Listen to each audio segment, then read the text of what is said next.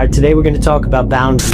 It's like they thought I was a crazy person because of the mandate I thought I had on my life, or I know I have on my life now. You put this wall, this facade up, and you call it a boundary, but what it is just an excuse.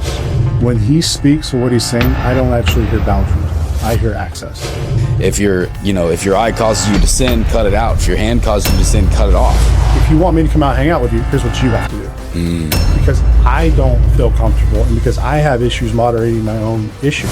Like if I don't need you in this thing, in this phone, you're getting blocked.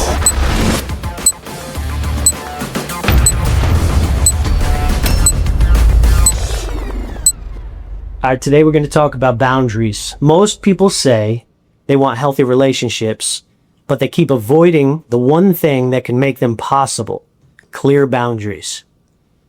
And guys, all boundaries are not a bad thing. Okay, let's talk about it. You've probably coached plenty of times on boundaries. You've probably counseled and coached on boundaries. I've dealt with my own set of boundary issues in my own life. I found that boundaries are probably the most healthy thing a man can have in his life. And without boundaries, in my experience, you get taken advantage of if you don't know how to say no in a respectful way. Chime in, boys. Let me know what you think about boundaries. I'm intrigued. I think it's going to be a good episode. I definitely don't want to go first because I'm just curious, because I typically am divisive with this conversation. Not that I'm ever divisive on any conversation, but I would agree and challenge right off the bat that boundaries keep men from good relationships a lot. But I think a lot of times, and we'll dive into it, it's more of their misunderstanding of boundaries and they're applying things incorrectly that actually keep people away from them or push people off at times. But I see your angle on that. I see the angle you're coming from. I probably agree with you, but yeah, sure. Let's hear Mr. Galdi. So a deep dive study into Henry Cloud's Boundaries series is what brought me to Texas and introduced me to you guys. Let's start with that. We have an expert on the topic. So I would say that I agree with Travis. Like people, like anything, people misuse everything. They overdo everything, right? Like that's a human nature, is to start to learn a concept and then over apply it in different areas and shut people out that God probably wants in your life. I've seen that happen a lot, but I also agree with you, Mark, in that it's a very, very, very healthy concept for you to understand. It's two different angles. Yeah, it's like walking in the kingdom is a double-edged sword, right? Like you've got to figure out, the principle and figure out how to apply it. And a lot of times you're going to get corrected on both sides of that, that side. When I first, like I said, moving to Texas was, let's be real. It was a 2,000-mile boundary between everybody I grew up with and me. It was necessary. I was called to a different place than the people I was around. And I do believe that you have got to limit some people's exposure into your life without question. And you've got to discern what that looks like in your life. And it really is a double-edged sword, because you can cut off blessings in the same manner. But saying that to say, I love this topic. It literally led me to you guys, led me to this place where God is using this place to grow me, my family, rapidly, continually transforming us. But a study of boundaries is really what ended us up here.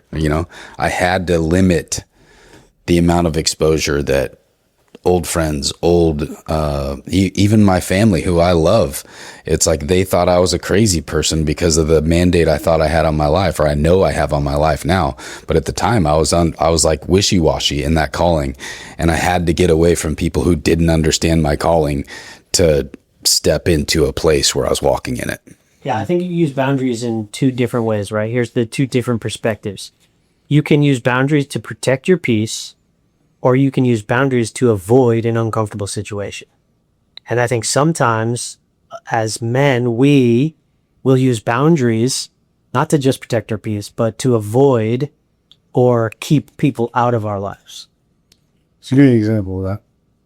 Well, for instance, if we're in a relationship and we don't want to be confronted with something, we'll put up a boundary or a wall to stop that conversation from happening or stop that exposure in your life from happening. Could be with a girlfriend, could be with a spouse, could be with a family member, maybe a business partner, maybe just people in the church.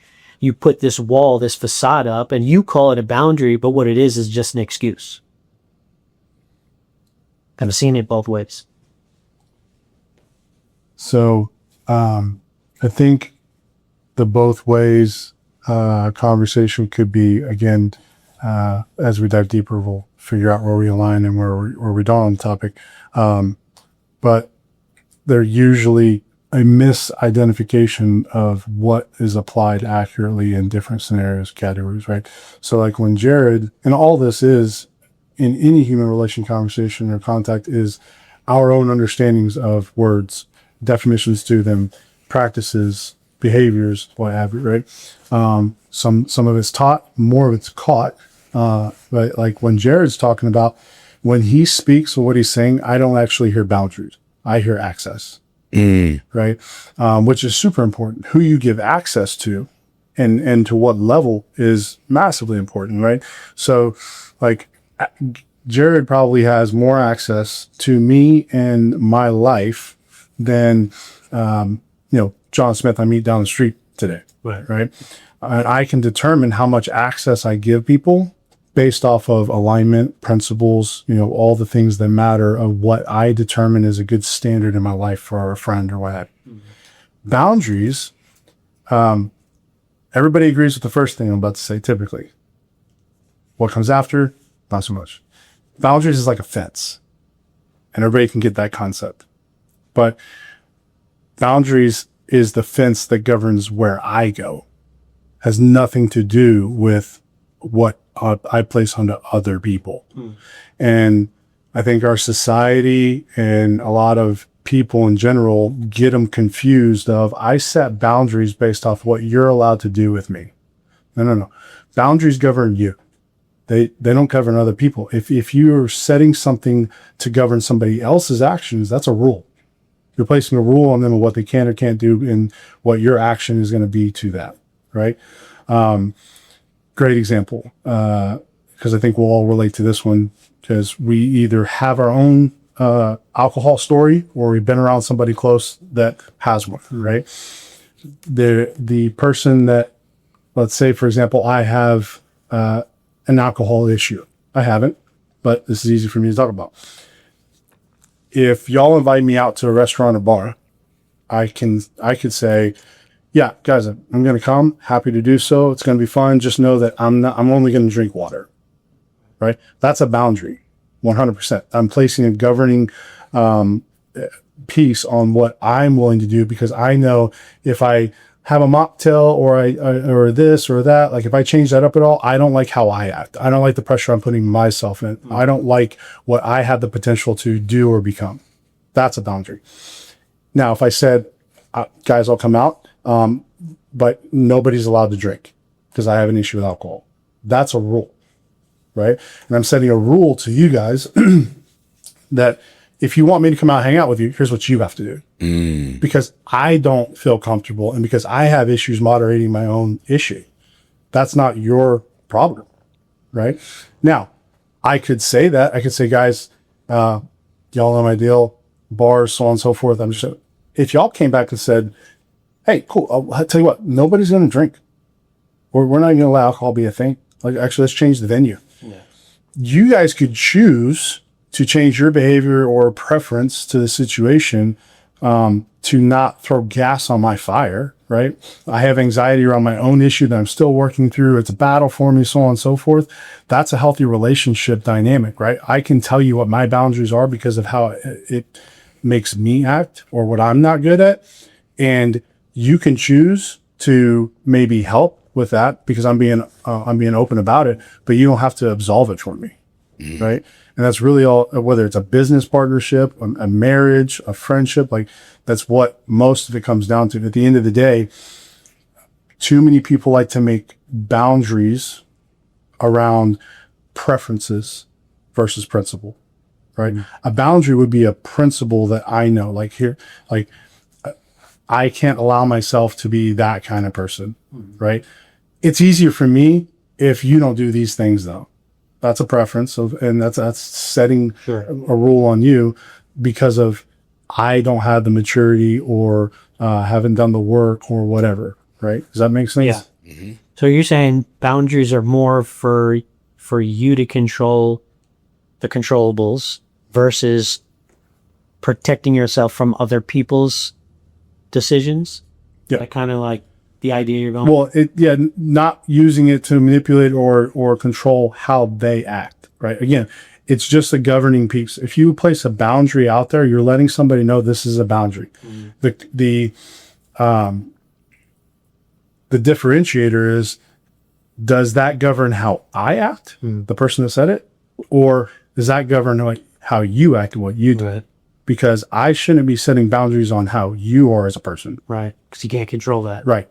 Now I'm just telling you what I don't want you to do because I'm insecure. I have trust issues. I don't have discipline. What have you. Because you can set boundaries up and still act a fool. Oh, yeah. Still do dumb things. Absolutely. Like, I could be somebody that has discipline around cleaning, right? So like, for example, my fiance Hannah, very organized, very, very likes her home clean, so on and so forth. We probably know plenty of people like that. Mostly women, but probably know plenty of people like that. If I was like, hey, let's host people over for dinner tonight, right? She could set a boundary of the house is a mess. Unless we get this cleaned up, like I don't like to host people in a situation like this because it stirs up my anxiety or I don't feel at peace or what have you, right? Now, a flip to that, she could say, sure, we'll have people over, but they have to go through the side gate, walk through the mud, take the shoes off and hang out in the living room only because I need them to jump through all those hoops so that I don't feel uneasy about the dirty rooms over here, right? Again, she can either choose to make sure that what makes her at peace happens or just don't do it, right? That would be a boundary. Maybe not the best explanation, but yeah. Got it. That answers the question. Goldie, your perspective. I love inward thing or is it an external thing? Yes. I still feel that way. I agree with Travis on the access, but there's also boundaries that have to be set people to people. You know, there's something that is, there's so much scripture that talks about guarding your heart, building your discernment. There's so many different things that we could, cite that like people are the main thing that have the biggest effect on us. And so you do have to have some of those walls around access. I agree with that. I hadn't really thought of it that way. Access can be different, but I do believe boundaries have something to do with people. And access is a boundary for me. That's how I look at it. But I also totally agree with him. Romans 14 in Romans 14, it basically talks about how if you have your own convictions about something, it's your job to follow that conviction. And us inside the church are not supposed to judge other people for anything, right? And it also said that's the same section where it says, if whatever you eat or drink causes another person to stumble, that's sin. You shouldn't do that, right? So like in that setting that you're talking about at the bar, it's like if we your brothers in Christ know that that's your boundary, then like it's the Christ-like thing to do that. But if somebody else has a deep conviction that you should figure your own crap out and I'm going to drink a margarita if I want to, then they should probably do that. It says that in Romans 14, where it's like you should follow your convictions. If you don't follow your convictions, it's sin. And so as far as boundaries go in regards to setting up walls for yourself, I love that. I use this analogy that I heard. I don't know where it's from, frankly, but say you're, I grew up in Washington State, so I drove on a lot of mountain roads where, there's a cliff right there. And so like, do I want to just like toe the line? Do I want to get my tire as close to the cliff as I can? Or would I rather just be on the inside knowing that I'm protecting myself and my family and just staying away from that? So when I create a boundary, say, talk about some things that all men, need to figure out. Jesus said, if your eye eye causes you to sin, cut it out. If your hand causes you to sin, cut it off, right? And so most men aren't even willing to delete a freaking app on their phone if it's causing them to sin. Like these are the boundaries that truly matter for your spirit, right? And so like, and a lot of men, like, a guy said this weekend, let's talk about like a very real boundary that we all deal with, that a lot of people, I read scripture on my phone. Thank God I don't look at porn on my phone anymore, right? But like why? But so many men are doing that. They're like, I don't really understand why this. I read scripture. I don't really understand it. It's like, dude, you're reading it on the same device that you look at porn on. Like to really think through that. You haven't listen to Jesus at all when he said, cut your eye out. All you got to do is download something on your phone that doesn't even let you look at that crap. This isn't rocket science. So actually setting up boundaries for yourself, I mean, it's a guideline for your spirit. So I totally agree with Travis. I would disagree that it's not about people, because boundaries about people and access is real. I'll put up, like, there's some people that have shown me by their fruit and by their seed that I'm going to put up a wall. Like a real one. Right. Yeah. Can I proffer something? Sure. That might have us in full agreement. I think it's just a word. Yeah. Because I think we're in agreement on what you're saying. The difference is, I would call that standards. Yeah. Right. So like standards determine who gets access, right? Standards are how you govern your circle. Right. What kind of father they are, husband, what their actions are, so on and so forth. Like I have a standard for a high quality person or high value man or what have you. Right. Boundaries are things that I put up to govern me. Like boundaries don't need anybody there to witness it. Right. Standards apply to how other people show up and how I govern whether or not they get to have access to me now, based off of the standard of person, dad, whoever, Christian, whatnot, that they show themselves to be and walk out. Right. I think we're in agreement on that if we were to call it standards. Totally. And I look at it as a boundary, because I literally put up boundaries. Yep. Like if I don't need you in this thing, in this phone, you're getting blocked. I don't need access to you anywhere. Like if I run into you in the grocery store, there's a wall, like you'll feel the spiritual wall and be like, hey, yeah, that's governing access. Yeah. Right. That's you deciding like, okay, I'm not lowering the bridge over the moat for you to come in the castle. Yeah. Right. So the moat is a boundary. Protection potentially. So boundaries could be for a form of protection as well then. Totally. It can be. Just it's very. I would disagree, and we might be just staying disagreement on. That's fine. But it's the same thing. We're in agreement there. We're talking about the same thing. It's just different words. Yeah, we're in agreement on the path. The problem is in today's society, like if you don't create differentiation for these, people throw them up as carte blanche, the same thing, right? If people throw it up of, hey, let's say for example, what's a good example? I could set the boundary, if I'm not classifying properly, of, hey, Jared, you're not allowed to contact me after 7 p.m. That's my boundary. I just govern his action on whether or not he can contact me. Yeah. Right.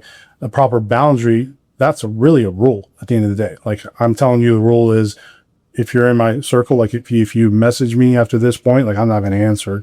Don't do that. Right. Again, I'm still trying to govern what you do, which is just kind of not helpful at all. A boundary would be like, I just don't pick up my phone after 7. I could communicate that to Jared and be like, hey, I have a boundary that I set, which is I don't pick up my phone after 7 because it does distract me and take me away from my family or from this or from that. Right. That's me putting it out there. And he can choose to message me after 7 or not. Matter of fact, he might actually get to a point where his day is winding down and he knows he needs to get something to me for a meeting tomorrow. And he can be like, I'm just going to text him right now while it's on my mind at 9. I know he's not going to look at it because he sets a boundary of his phone past 7 anyway. But when he looks at it at 4 in the morning, because he's going to be up before I am potentially, he'll have it first thing in the morning, right? That allows for good communication and interaction from that standpoint, and even the access, because he knows what my boundary is to protect myself, but I'm not telling him he has to apply to like that. That was a real life scenario too. Yeah. When I think about boundaries, I think about this was an original thought that I had when we were going to decide to talk about this topic, was the yes man. Do you guys know any yes men in your life who always just say yes, yes, Yeah. yes, I've yes, been yes, one. yes? I've been one too. I've been one too, right? So we've all experienced the yes men syndrome, right? Where we open up our availability and our access, which essentially is having no boundary in our life, to let people essentially control us or manipulate us into doing things. And we don't want to say no because we don't want to, whether make them feel bad or feel rejected, or maybe get booted out of the circle that we're in, or maybe let somebody down. And I think that goes all the way down to an identity issue with somewhere along the line, somebody made you feel like crap because you told them no, and you never wanted to experience that feeling again. So when I think about the yes man, I think there's so many men in and out of the church that just are yes men. Yes, yes, honey, yes, honey, yes, honey, yes, honey, or yes, sir, yes, sir, yes, sir. And they don't know how to say no, or they don't know how to put a perimeter around them or a boundary. And that was my original thought when it came to boundary, was limiting the access that people have to you, preserving your peace so that you could function properly and do what you're called to do and be in alignment with your true whatever. And if you're not in church, sticking in your lane is what they call it in the world. So that was my original thought. You would agree with that, right? 100%. Okay. Because what you're talking about, and this is where I think a lot of people can get very ambiguity in their understanding, is I have a hard time navigating my yeses and nos to people because I don't want them to dislike me. I don't want to feel like I disappointed them. I. It's all stirred within me. Yeah. Right. So I have to set a boundary of I don't say yes to everyone to control my capacity to operate my life. Right. And I have to realize that I might have to say no to pretty much everybody for a season until I learn how to navigate my own anxiety around disappointment and what have you. Right. But if I can't place boundaries around other people to grow in that area. Sure. Right. Now I could place standards of around on who I let have access in my life. And if I'm setting a boundary of like, I have to navigate what voices I give weight to, what voices I let, come into birthday parties with me, or whose kids get to hang out with my kids. Like that is creating a standard of like, my daughter knows I'm not going to let her hang out, spend the night with, or have a kid be able to text her phone if I haven't met the parent and I don't know that they live a specific standard of their life, right? If God isn't first in their life, if they're not kingdom, at any capacity, whether it's infancy and they're trying, when it's a new walk, what have you, that's a standard that I have out there of like, if your friend's parents aren't kingdom, they're not getting your phone number, right? You're not staying at their house, right? That's a standard. That's not a boundary, right? But being able to really differentiate that, like what you're saying, I believe in 100%. And then it allows you to grow because now that boundary can increase, right? You can take it to new levels and allow new navigation through your own growth. So I think on this unlearn portion, I'm actually unlearning some things. Travis is helping me like he does. That's what brothers do. I think that the unlearn, there's something to that one is we what a boundary is, like unlearn what you think a boundary is, and I'm actively doing that on this in this conversation. I love that. I will, I live my life with standards. I live my life with boundaries. I live my life with principles, and a clear distinction of those things. Clarity in any regard just helps you go faster towards what God called you to. And so unlearning what a boundary actually is. But I would say one of the big unlearned things that I know that we have to genuinely unlearn is that, like I said, that near near the cliff. I think God talks about this a lot. People have to stop thinking that they can depend on willpower and start to put real boundaries in their own personal life. And that's a boundary. That's what Travis is helping me understand. Like, those are clear boundaries. Like, what are boundaries in my life where I can't go there? For those of you who don't know, like, my whole life is about serving and building real estate companies around addiction recoveries, people recovering from addiction. And one line that I heard early on in this phase, or early on in this calling of my life, that cracks me up is, I'm allergic to beer, or I'm allergic to whiskey because I break out in cocaine and handcuffs. And people that have addiction problems, they fully understand that they have to stay fully away from that cliff. They have to stay all the way. They have to remove themselves from the bar. They have to remove themselves from the hood. They have to create clear boundaries where they're not close to the thing that robbed them of their life. And so I think that's what I'm unlearning is things that I thought a boundary were that aren't really a boundary, so that I can get clear on the boundaries in my life and just more clarity on the standards and things. But I think people have to unlearn that you can't do it on willpower alone. You have to actually set boundaries. You have to be tactical and strategic on yourself, right? Like, I had a great conversation with Hannah the other night on phone usage, right? Like, she's really good about having a great relationship with her family. If her mom, dad, sister, whatnot text her, she's answering it, right? We had opportunity for a great conversation of like, hey, as we move into marriage, I'm curious about like, is there a boundary, right? Like, is there a place that you have determined you have to set so that you don't let people detract from your evening or get into the people pleasing, what have you, right? Like, for me, I've set a boundary of, if I'm in a relationship like this, like, I'll put my phone down 6, 7 o'clock, what have you. I'll set it out over there, because I know if not, it's gonna distract me. And over a year or 2, 5 or whatnot in our relationship, it's what I've seen in relationships of mine or people I've coached, whatnot, is it just drifts over to a point of they're now sitting in bed watching a movie, both on our phones, and it happens so slippery that I can't really control it off of willpower. Therefore, it's a boundary that I've set. What are your thoughts on it, right? And I could handle that many different ways. BC, Travis, were like, really, most of my relationships, I would be like, hey, you're not allowed to be on your phone after this hour. Like, hey, you're taking how is that working out for you? Yeah, exactly. You're taking attention away from me and giving it to them. I don't like it, right? That has nothing to do with her. Has everything to do with my just insecurity or not. I want the attention. I'm being selfish, what have you. As I've grown, as I've learned, it's like I want to protect and insulate our relationship on certain things. So here's a boundary that I've set. What are your thoughts on that? Do we need to extend it? Do we need to lower it? What type of deal? And like, what's the access that we're giving people, right? So you unlearned that early on. I wouldn't call it early, but in my 30s. You unlearned it though, and you're relearning the good, the right way to do it, right? So I think that's a good. I mean, I unlearned my own. I unlearned today that boundaries are less for the other people than they are for you, right? Boundaries are more for you than they are for anybody else because you can't control anybody else, right? It's good. Think about it. If you set a boundary fence for your dog, it's to keep him from running on the road. Yeah. That's really good, dude. The First Corinthians 6:12, you say, I'm allowed to do anything, but not everything is good for you. And even though I'm allowed to do anything, I must not become a slave to anything. So that's what boundaries are for, so we don't become slave to stupid things that we're not supposed to do.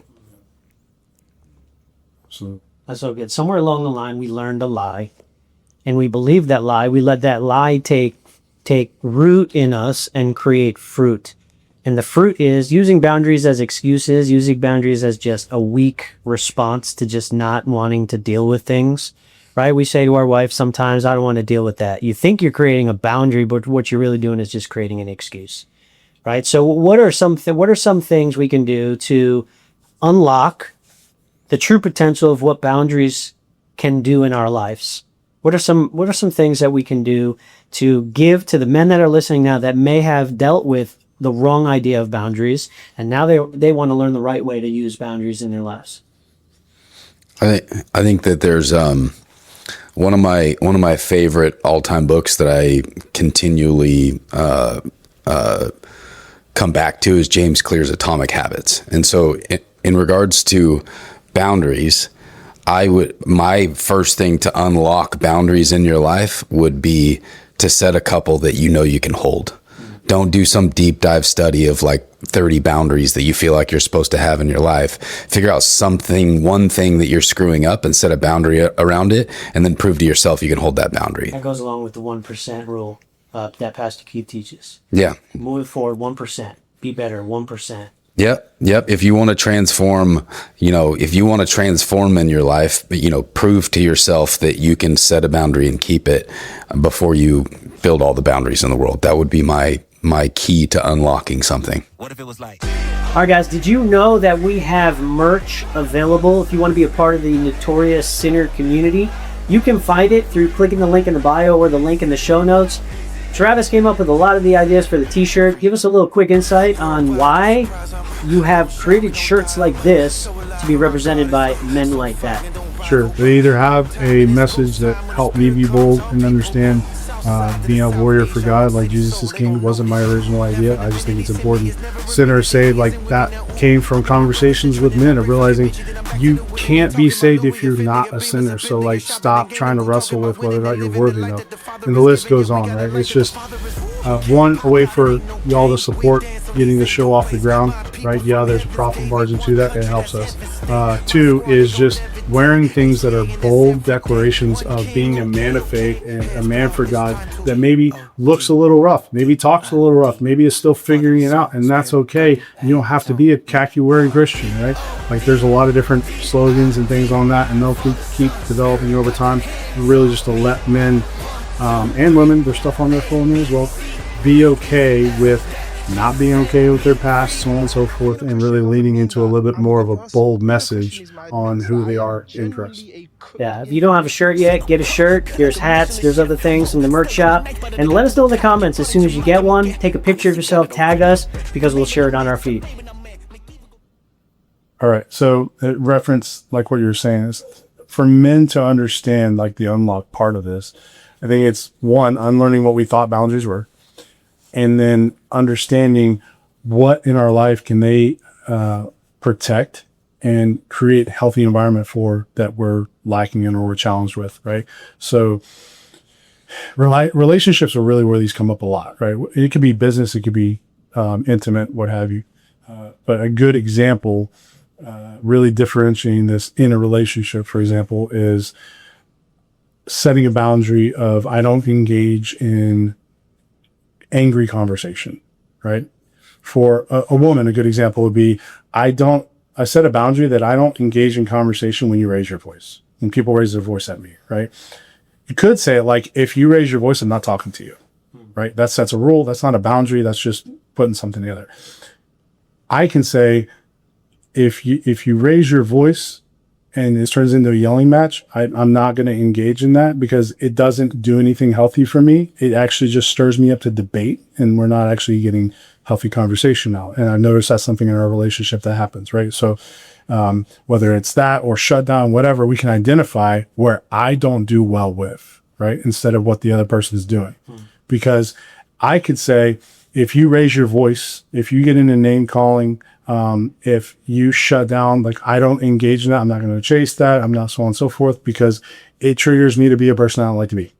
Right? I'm owning all of it, right? I'm identifying the behavior that we clash on, and I'm saying, if that happens, I'm going to let you know, because that's the other part of this. Guys need to understand they need to speak the expectation on what that looks like. Instead, I need to be quiet, and then it's just unvoiced, and nobody knows where that boundary actually is that they've set for themselves, or where they're stepping right and helping or not. So if I say that, right, even with Jared, if I tell him like, bro, you cuss a lot and you raise your voice at me or whatnot, which he doesn't, but I'm just using an example, I can say, I have found I don't do well with that environment. And so a boundary I've set for myself is if I find myself in conversation with a brother and it turns into name calling or cussing or raised tones, I just disengage. I'm going to tell you if that happens and be like, hey, this is happening. I don't work well with this. And if it continues, I'm going to have to like withdraw from the conversation. Right? That's fine. That's a healthy boundary. Why? Because if he keeps going off a handle, I'm just not going to have any conversation back. I can just sit there.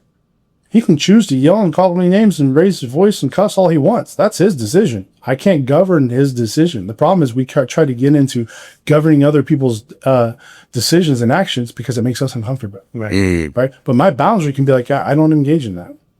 Cool. And he can go on for 10 minutes of a rant. But BC Travis would see red and beat me up. yeah. Right. But instead, a lot of times in relationships, business relationships, or in society in general, it's like, this isn't something I like and it's uncomfortable, so I need you to not go there. Right? Yeah. So the unlock of learning what is the unhealthy environment and what is the boundary you need to set for your actions, your environment to protect how you act. And you communicate that to your spouse, to your business partner, to your brother, whatever that looks like. If they choose not to respect it, then you can determine, I have a standard of people in my life that care about what I value. And if they don't, then I stop doing life with them. Right? That's good. And that's a standard. I love that. Standard and boundaries are similar. Yeah. Well, because the standard is going to have a principle to it, right? I could have a standard of, I'm not going to date somebody that is non-monogamous. We don't need to get into a debate about it, right? Of whether it's good or bad. I can just have that standard. Because I know if I try to people please you, be like, oh, well, maybe I'll be open to it one day. Then I'm not going to carry out my own values and what I think a healthy relationship would look like. Have you ever been a narcissist? Absolutely. Have you ever married one? We don't have to answer that. This is, question. well, the reluctancy to answer this is I feel like people throw the label on people too much. Like narcissism needs to be diagnosed. If it's not, you're just throwing your preferences and your frustrations and whatnot. And the truth of it is, like, you can go into the research, like every single human has narcissistic tendencies. Sure. Right? Yeah. Doesn't mean you're a narcissist, right? But a boundary a lot of people like to put on themselves after a bad relationship is, I don't deal with narcissists. And if you're selfish, if you don't like my preferences and allow them because I know my value and I know who I am, then I don't deal with you because I have a boundary against narcissists. Yeah, that's one of the areas that I've heard boundaries a lot is when it comes to dealing with narcissists or people that have those tendencies. Is they say the number one way to win an argument or in a relationship with a narcissist is to just create a boundary, because you're not going to win it through an argument. That just goes in circles, right? You're not going to win it by pointing the finger. That'll blow up in your face. You'll get gaslit, right? The best way to avoid confrontation is just build a boundary so they have limited access to you so that you can preserve your peace. Well, so slight melding of words there as far as access and boundary on what I'm hearing, at least. I would agree with you 100% though. Because if you dial into what true narcissism is, right? Manipulating people for your own gain and not caring and all these different things we go down. If you have proper healthy boundaries on what protects you, it doesn't matter who the person on the other side is, because you're controlling your behavior. You're controlling what bait you take. You're controlling what actions you take, right? So a narcissist is going to hate that because you're not responding to their manipulations, that you're not responding to their tricks and tactics, what have you. Because if all you set are boundaries on what other people do, they can learn that. And they can learn how to manipulate and maneuver around that in a way that puts you on the offensive. But if you're consistent in what you know about yourself, what you can and can't navigate, doesn't mean you never will be able to. It just means like, I have growth here. Right. Yeah. I have a boundary on doing, 100-mile run. I'm not going to do it. Not gonna do it. I'm not there. Yeah. I don't know if I'll ever be there. Doesn't mean I can't train and get there. But I'm just not going to. Yeah. I don't wanna. One of my core values is margin. And I see margin creates boundaries for me. Margin creates standards for me and boundaries for me. One thing that I think that society lacks is a true understanding of how we're supposed to steward money. I think a lot of men that I deal with don't really understand how they're supposed to steward money. That's just like this constant spend. It's this constant catch-up game, playing this debt game, playing the thing, and they don't have standards or boundaries. Like, it's both. There's a standard of how you do things, and then there's a boundary of what you will and won't spend money on. right? And so that's one thing that comes to mind for me in the unlock portion is a lot of men don't steward their finances well. And steward means like it's not yours. It all belongs to God. And so are you going to act like it all belongs to God, or are you going to act like it belongs to you?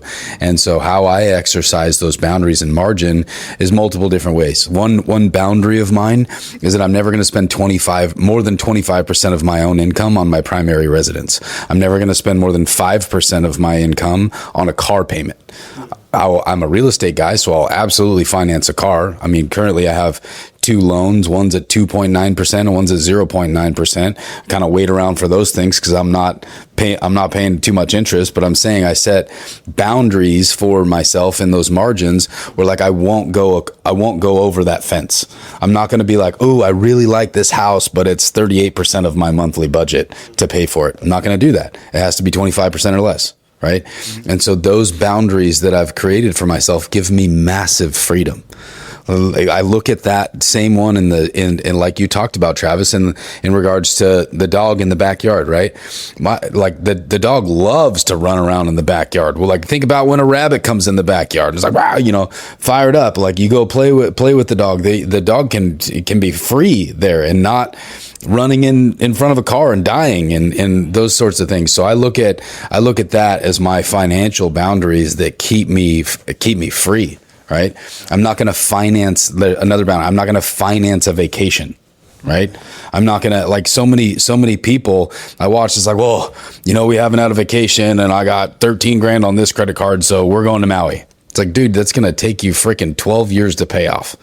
And it's $13,000. Like you figure out your life. That's how I feel about that. But I'm saying that to say that financial boundaries are a big deal. Wouldn't you think so? Yeah. Oh, I know. I love that example. This is actually one of the most common ones I've used. Is like it resonates. Most people, money is an easy topic to jump to, right? Yeah. Like with like men, husbands. Here's a great example you can use if you're not already using it. If you're looking at your wife, and this is also a leadership conversation, easily fleshed out, saying, every transaction you make, you need to run through me first because I'm the leader of the household and I'm governing the finances, so on and so forth. That is not a boundary. That is control. Knock it off. A boundary and an opportunity to lead would be like, babe, I have a boundary that I'm going to set of anytime I'm going to spend over $200, we should talk about it. Because I want to see if it actually applies, if it's useful for us, if it's something we need, or if we're in the season for me to spend frivolously on it, what have you. That's a boundary I'm going to set. Set that with your woman. She don't walk it, and you walk it out. You gain respect, and you give her something to follow. Right? There's no control there. You're setting it, and if she chooses not to do it, then you can have open conversations of why she thinks differently, so on and so forth. But there's a big difference there. Hopefully, it's highlighted on setting a boundary and leading on why and what it can do for you and your family and your finances versus just complete control because you think you're the boss because you're the man in the house. Yeah, I think there's something there. I would even take that a step further. Like in our relationship, I would say that that's one of those conversations where you sit at the dinner table until you come up with a number you both agree to. Not like, hey, I'll set this number and hope that you follow me there. I would say that's one where it's like, no, let's just sit here and talk this out till we come up with a number we can both agree to. We know in our finances, we can't just go spend, with my wife and I, it's $1,000. Right? Like if we're going to spend over $1,000, like we're going to talk to each other about it and figure out what that looks like because that creates this slippery slope. Now, could we each buy something for $1,000 a month right now? Yes. But do we do that? Absolutely not. Like we're going to talk to each other but there was a boundary before that was $100 because that's where our margin was. Right. And our margin was at a place where it's like, that got created because of me. I'm just going to be like, oh, I want these new shoes. I'm at the mall. I'm going to do that. I want this new watch. I'm going to figure that out. I want. Right. And so when we're able to set those boundaries, like it changes the game in regards to our unity. God talks about in scripture how important it is to be unified. And Holy Spirit flows from there. Blessings flow from there. Freedom flows from there. And so, like, I would say on that exact boundary, that's a really, really, really important one. Like, sit at the dinner table, figure out what that is in a loving way. What's a number that we can both agree upon to where we set that boundary for ourselves? I would agree with that.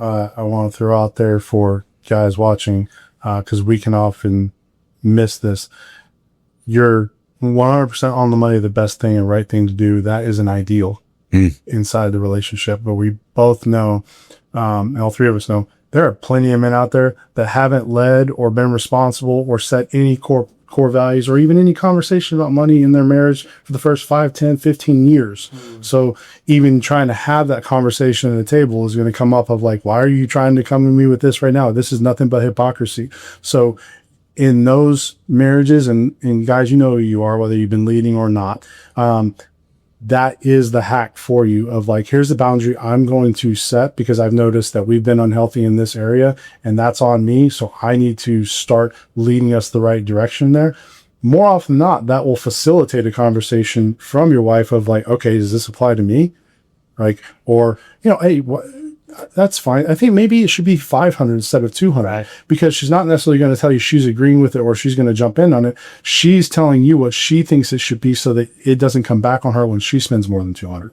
And you don't even have to set the expectation of like, this is what you have to do from a leading standpoint. If you put that out there and say, I'm not saying I'm putting this on you right now because we haven't done this for 8 years, but somebody's got to start. And that's on me for letting us get here. I'm going to walk this out and see how that helps us. She may just come back and be like, cool, let's set that for like 350. I don't think you should put yourself at such a small number. What she's really saying is, I don't want you to be looking at every $200 plus I spend. So let's make it 350 because I know I can hover around that.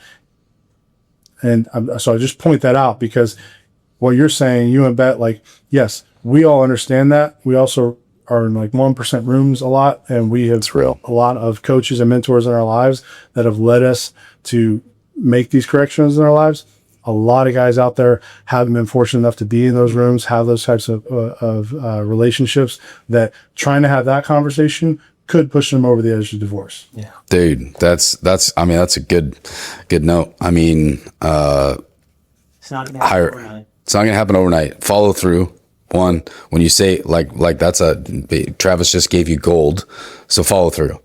Like when you say it, do it. If you let that be your one boundary, like we were talking about in the unlock, let that be your one thing. If that's something that you need to change, if finances are a constant consternation between you and your wife, you actually follow through on it. Also, get a coach. Yeah. Do yourself a favor if you do that. Don't allow yourself to try and like over please your wife in that situation and be like, this is what I'm going to do. You can call me out when I don't. Maybe not be in the place in your relationship to start doing that. What you could do though is here's what I'm going to do, and I'd like for you to encourage me and remind me if I waver around that, because she will. And also, to criticize you, and you're not ready for it. And if you're having these conversations like this, you're probably not ready for criticism in your relationship because you're going to personalize it. You guys have already gone deep into that, but I'll give her the ability to encourage and remind you on something that you say you're going to set, because you're more apt to get her on board if she feels like she's a part of it with you, and she'll start following you more in that. It's so good. Yeah. I mean, the full on key to say like clearly to your face is that whatever boundary you set and that you say it to your wife, if you know you haven't led well, if you're that guy that Travis is talking to, you just if you say it out loud to her, you have to execute it. That has to be where your leadership starts. Period. Yeah. That's good. It's all in leadership. Mm-hmm. Guys, everything we talk about rises and falls with leadership. It's not bad. Don't push my buttons. You know what's going to happen if I lose my crap. I know I'm going to lose my crap at this point. So when I see this point, I need to go for a walk. Yeah. Boundary, protecting your peace. Mm-hmm. The unleashed scripture for today that I felt in my heart was Proverbs 4:23. Above all else, guard your heart, for everything you do flows from it. And the key portion of this scripture is because everything you do flows from your heart. So if you don't create those healthy boundaries like we're talking about, keeping the beast from doing what it's not supposed to do, then you're going to affect everybody's peace around you. Everything you do flows from your heart. So above all else, guard your heart. And we can take that a million different directions. But I think this was a good episode. I think there's a lot more we can say about this. Plenty more episodes we can do around this subject. I feel like there's guys out there that may have been a little ruffled little feather ruffleage happening. And maybe not. Maybe there's some guys that agree. Maybe you have a complete different view of boundaries and principles and ideas. Let us know in the comments. We want to engage in your conversation. We want to hear what you have to say. We appreciate you guys watching, listening, whatever you're doing, whether it's first thing in the morning or late at night before you go to bed. We appreciate you being a part of the Unstuck Brotherhood, number one, but the Notorious Sinner Brotherhood and the community that we have. You can find all the stuff and all the things down in the description in the show notes of these podcasts. Find us on YouTube, Spotify, and all the other places. Why don't you guys say last final words and we'll wrap this session up. Anything on your heart for the guys watching, listening? I mean, for me, it's just that. Just a Selah. Yeah, and for me, I would say last thoughts are, if you haven't given thought to these to boundaries, like I said, set one or two, and if you have any sort of vision for your life, it's on the other side of you adhering to these boundaries in your life. And I can say that as a guy who just didn't have standards, who didn't set boundaries for finances, for my spirit, for people, for things that I did, for things that I put into my body. I didn't have those boundaries. And once I started setting those boundaries, God transformed me and purpose overcame me and life became abundant. Yep.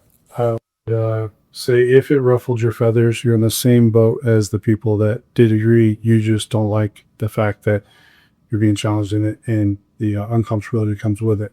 But the unleash aspect of all of this is like the kind of relationships in life you can have when you go through really realizing what boundaries are, how they can help protect you from the person you are and the person you want to be, and what God's going to deliver on the other side of that. When you realize that, full unleash, like this all comes full circle and you start winning in life. You know, I'm in the season of getting married. I'm the only reason I have the relationship as much as I do that is as good, godly, and happy as it is because I set a boundary on having sex in a relationship. Like there's multiple things, but that is one thing. Mm-hmm. That isn't a thing that I applied to her. That was a thing that I knew that if I don't set this boundary for me, I'm going to make physicality more in this relationship than God. I'm going to make that more than connection. All these things. These are what I have allowed to happen to make me not get the relationship that I want. The standard was, hey, communicating that to her and her being godly enough to be like, yes, I agree with the concept of this. And I understand that if we give God something to work with, he's going to give us a relationship we couldn't fathom otherwise, right? So really understanding that I can have anything I want in life if I'm willing to pay the cost. And the cost is setting the boundary of what I'm not mature or ready enough to traverse. And then if I want to, just learning I have to grow in the ability to do so. My honest final thought is I used to be a yes man with no boundaries at all. Then I put up some boundaries that were unhealthy and kept everyone out for a very, very long time, even men in my life. And I'd like to say I'm at the point in my life right now where I have killed and demolished the bad, negative boundaries and resurrected some healthy boundaries because I'm in this room with you brothers and I'm working through things one day at a time. And I appreciate you guys. I love you guys. And I look forward to another episode with y'all. Peace. I'm going.